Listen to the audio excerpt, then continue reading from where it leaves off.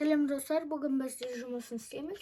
75-ші беттегі 6 мен 7. 6-ші есепте бізде салыстыр. 7-ні 10-ға көбейткенде 700, ал 600-ге 90-ды қосқанда 690. 700 690-нан көп.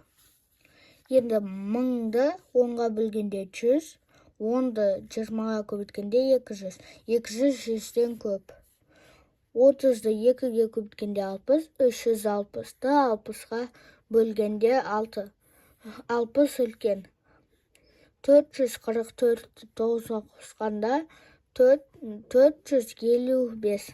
400 ал бұл жақта 450-ге 30-ды қосқанда 480.